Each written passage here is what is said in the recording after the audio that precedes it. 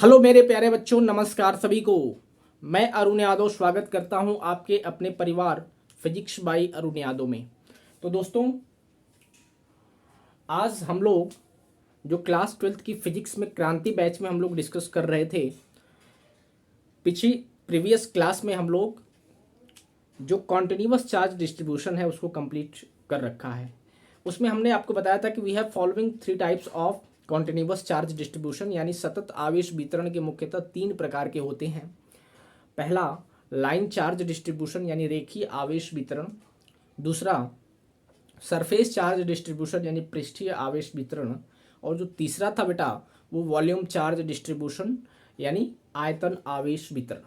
ठीक है, तो इस चीज़ को हमने कंप्लीट कर रखा था। हमें करना क्या था आगे कि हमें इन तीनों के कारण पर्टिकुलर एक एक करके तीनों के कारण हमें इलेक्ट्रोस्टैटिक फोर्स और इलेक्ट्रिक फील्ड इंटेंसिटी यानी वैद्युत बल और वैद्युत क्षेत्र की तीव्रता का किसी भी जनरल पॉइंट पे मान निकालना था, एक्सप्रेशन निकालना था, समीकरण निकालना था। ठीक है, ये तीनों बहुत महत्वपूर्ण हैं आपके एग्जाम्स को ध्यान में रखते हुए, क्योंकि 100% इन तीनों में से कोई ना कोई हर साल किसी ना किसी साल पूछा जाता है।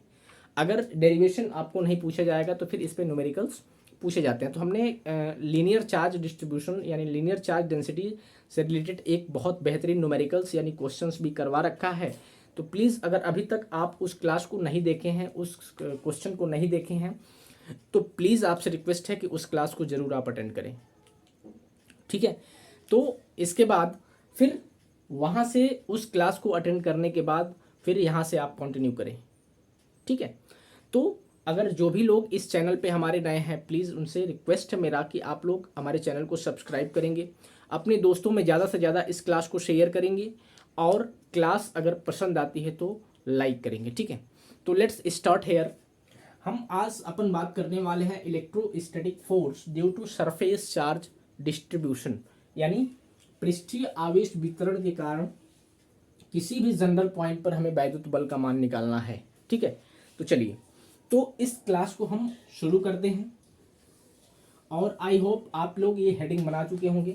तो आप हेडिंग बनाएंगे बेटा कि electrostatic force due to surface charge distribution, पृष्ठीय आवेश वितरण के कारण वैद्युत बल,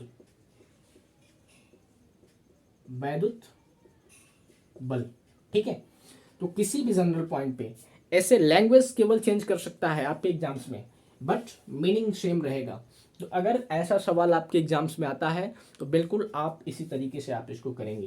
तो आज आपका 1 नंबर फिक्स हो जाएगा। तो प्लीज़ रिक्वेस्ट है मेरा कि वीडियो को शुरू से लेकर और अंत तक देखेंगे। ठीक है, तो चलिए, बहुत महत्वपूर्ण क्लास है। इस क्लास को इसको हम लोग इरेज करते हैं।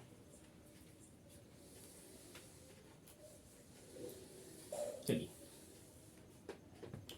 अब अगर हम बात करें तो कोई भी अगर हम इरेगुलर टाइप की बॉडी ले लेते हैं, ये कोई बॉडी है बेटा जिसमें चार्जेस का डिस्ट्रीब्यूशन है, पॉजिटिव चार्ज इसके एरिया के अक्रॉस डिस्ट्रीब्यूटेड है।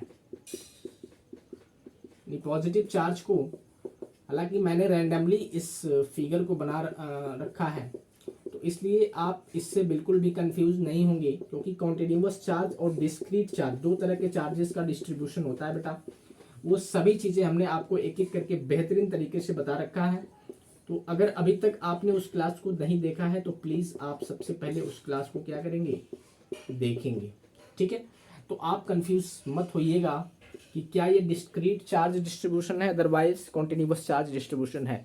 हमने आपको बेहतरीन तरीके से बताया है। तो रैंडमली जो कॉन्टिन्यूअस चार्ज डिस्ट्रीब्यूशन होता है, there is no space between the charges in continuous charge distribution, but if we have given discrete charge distribution, then it meaning is that कि the distance between the charges is greater than that of continuous charge distribution, यानी अलग अलग charges हैं, उसको हम लोग अलग अलग मान सकते हैं। ठीक है, तो चलिए इस चीज को हम शुरू करते हैं बेटा आपने।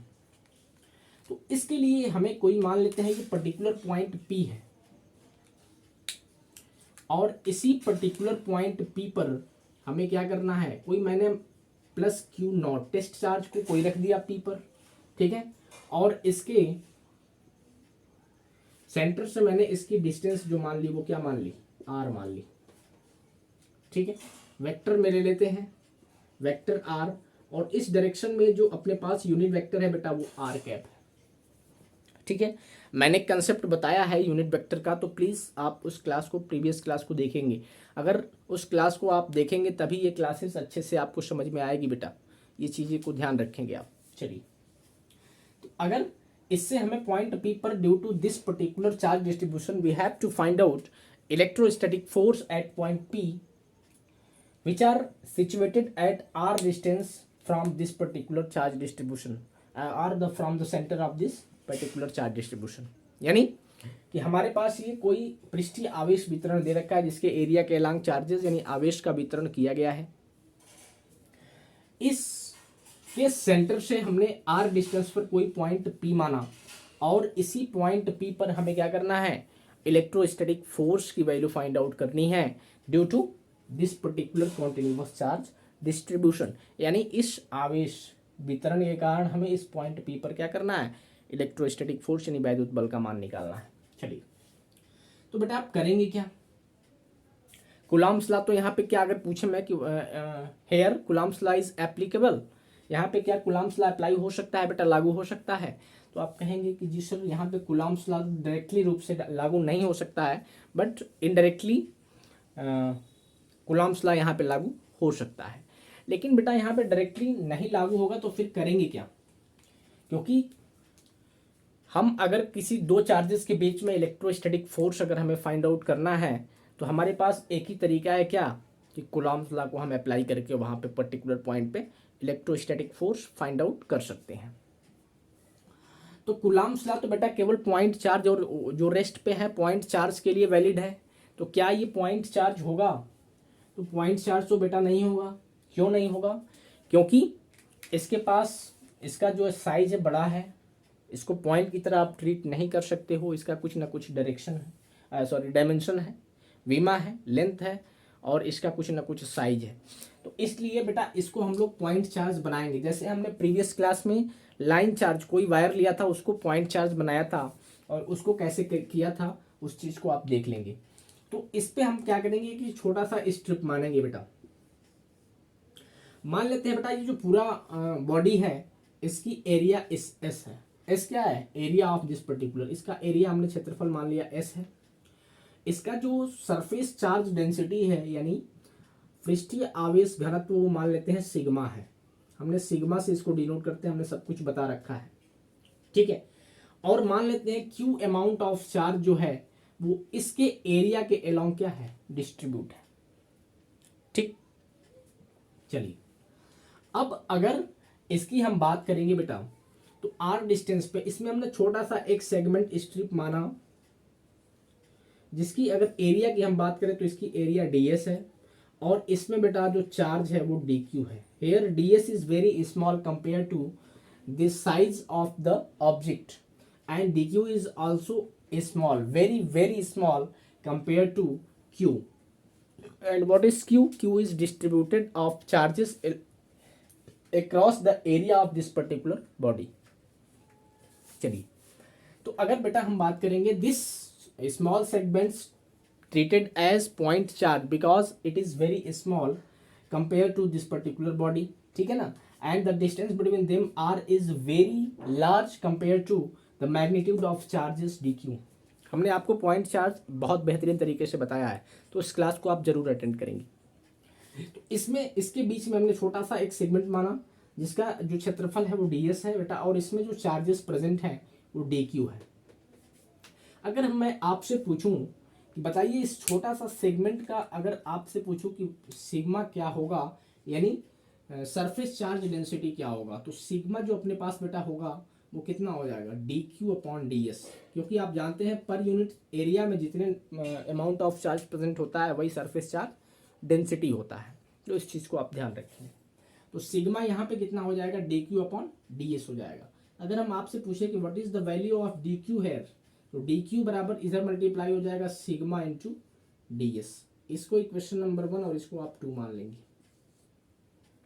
ठीक है। इस छोटे से सेगमेंट के कारण बेटा इस पॉइंट P पर इस टेस्ट चार्ज पर कितना इलेक्ट्रोस्टैटिक फोर्स लगेगा तो मान लेते हैं डी एफ है, और डी एफ का मान कितना हो जाएगा, वेक्टर में अगर लिखें इसको तो ये हो जाएगा बेटा 1/4πε0 क्यू इंटू क्यू, यानी इसका मैग्नीट्यूड ऑफ चार्ज कितना है, डी क्यू है, और ये कितना है, क्यू नॉट है, टेस्ट चार्ज है, upon R square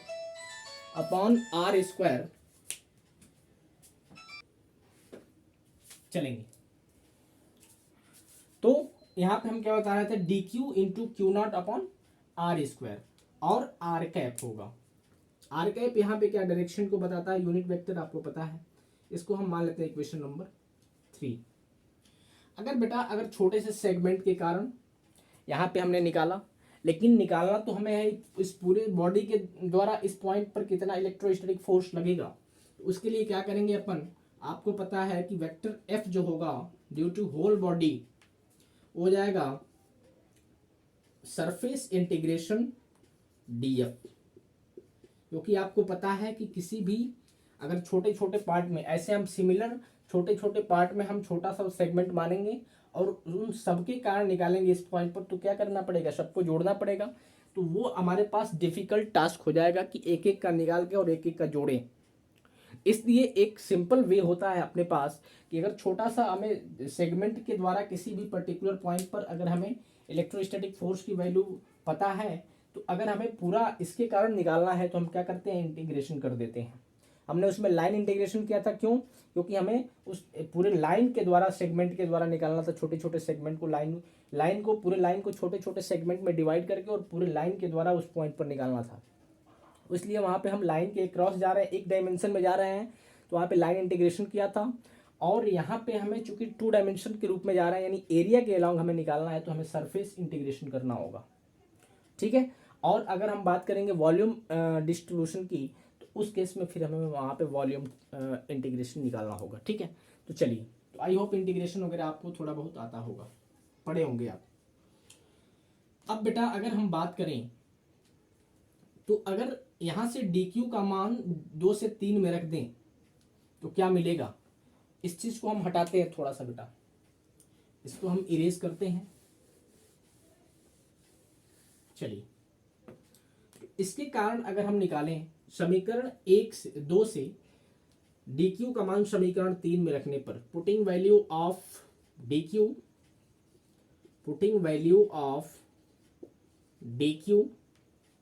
from equation 2 in equation first we have, तो अपने पास क्या आएगा बेटा, जो df होगा वो df बराबर हो जाएगा क्या, 1/4πε0 है, dq की जगह पे सिग्मा ds लिख सकते हैं, और Q not upon R square R cap.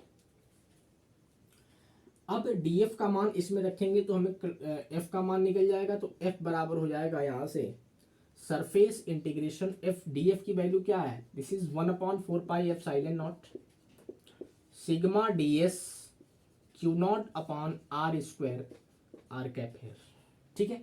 क्या क्या कांस्टेंट है बेटा, तो आप जो कांस्टेंट है उसको सरफेस इंटीग्रेशन से बाहर ले लेंगे, तो एफ बराबर आएगा अपने पास डी 1/4πε0, और क्यू नॉट भी कांस्टेंट है, तो यहाँ पे आ जाएगा क्यू नॉट अपॉन 4πε0, अंदर सरफेस इंटीग्रेशन के अंदर क्या बचेगा, sigma D S upon R square R cap. तो ये बेटा एक्सप्रेशन होता है इलेक्ट्रोस्टैटिक फोर्स का due to surface charge distribution, ठीक है। तो इस चीज को आप ध्यान रखेंगे, और आई होप यहां तक आपको अच्छे से समझ में आया होगा, ठीक है। चलिए, अब यहाँ पे कंडीशन बेटा 2 हो सकता है, या तो सिग्मा कांस्टेंट हो सकता है, अदरवाइज वेरिएबल हो सकता है। तो जब बेटा सिग्मा कांस्टेंट होगा, इधर वाला थोड़ा सा इरेज करते हैं, if surface charge density is constant, if sigma जो है बेटा वो constant, if sigma is what, constant, then sigma can be taken out from the surface integration, then what will be get, this is vector F is equals to Q naught sigma upon 4 pi epsilon naught surface integration ds upon R square R cap. ठीक है, तो यहां से ये general आप body है, कोई भी रेगुलर हो अथवा इरेगुलर हो, अगर रेगुलर होगी बेटा, अगर बॉडी रेगुलर होगी तो फिर डीएस यानी एरिया उसका आप निकाल सकते हैं। अगर मान लीजिए कि दी गई जो बॉडी है वो सर्किल है, तो सर्किल का जो एरिया होता है वो पाई आर स्क्वायर होता है, तो डीएस की जगह पे हम यहाँ पे पूरा होल पाई आर स्क्वायर लिख सकते हैं। अगर स्क्वायर होगा तो स्क्वायर का एरिया जो होता है साइड स्क्वायर होता है। तो depending on the terms of the figure of that particular body we have to find out the value of electrostatic force due to continuous charge distribution of the particular body. चलिए, तो आपको अगर size regular दे रखा है और regular में आपको size अगर पता है कि कौन सा साइज है, क्वेश्चंस इस पे पूछा जाता है। अगर क्वेश्चन में दे देगा कोई स्क्वायर दे देगा, उसके अलोंग उसके क्रॉस एरिया के क्रॉस चार्जेस का डिस्ट्रीब्यूशन कर देगा, पूछ देगा कि find out the electrostatic force due to this charge surface charge distribution at any general point and the distance between the centre and the that particular point will be given as this, then the value of electrostatic force will be. तो ऐसे सवाल पूछ सकता है। तो just like derivation है, अगर आपको डेरिवेशन समझ में आ गया, ये सारी चीज़ें समझ में आ गई, तो आपको क्वेश्चन करने में कोई भी प्रॉब्लम नहीं होगी। ठीक है, चलिए, तो ये तो बेटा आपका है कब, कि जब सिग्मा कांस्टेंट है। बट जब सिग्मा कांस्टेंट नहीं होगा, that means sigma is variable, then the expression of electrostatic force due to surface charge distribution will be F is equals to Q naught upon 4 pi epsilon naught surface integration sigma ds upon r square r cap। ठीक, चलिए, अब बेटा हम electric field intensity की बात करते हैं। तो इलेक्ट्रिक फील्ड इंटेंसिटी की अगर हम बात करेंगे बेटा, तो बस आराम से आप कर लेंगे। इसके बाद अगर आपसे बेटा इलेक्ट्रिक फील्ड इंटेंसिटी केवल पूछता है तो आपको पूरा करना होगा, पहले इलेक्ट्रोस्टैटिक फोर्स निकालेंगे, फिर आप इलेक्ट्रिक फील्ड इंटेंसिटी निकालेंगे। अभी बता रहे हैं, अगर इलेक्ट्रिक फील्ड इंटेंसिटी पूछेगा तो फिर इतना तो करना ही है, इसके बाद आगे वाला जो स्टेप मैं बता रहा हूँ उसको भी करना है, तभी आपको कंप्लीट नंबर, फुल नंबर मिलेगा। अगर इलेक्ट्रोस्टैटिक फोर्स पूछा हुआ है तब आप स्टार्टिंग से लेकर इस यहाँ तक करेंगे। ठीक, चलिए, तो electric field intensity, electric field intensity क्या होगा? इलेक्ट्रिक फील्ड जो इंटेंसिटी होगी वो कितना होगी अपने पास बेटा, आप जानते हैं कि vector E is equals to vector F upon Q naught होता है। इसको आप इक्वेशन नंबर कुछ भी मान लो, 5 मान लो।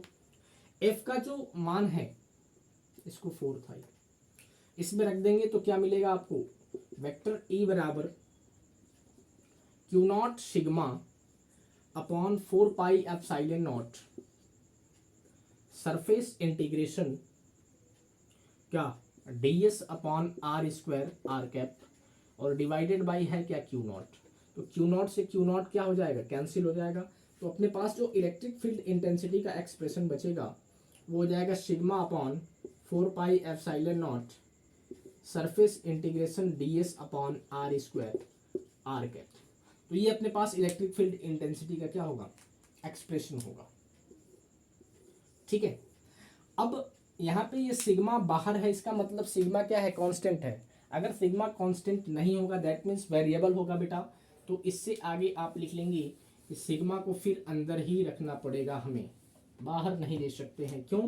क्योंकि सिग्मा की वैल्यू है चेंज हो रही है, तो चेंज हो रही है तो फिर वो इंटीग्रेशन से बाहर नहीं हो सकता है।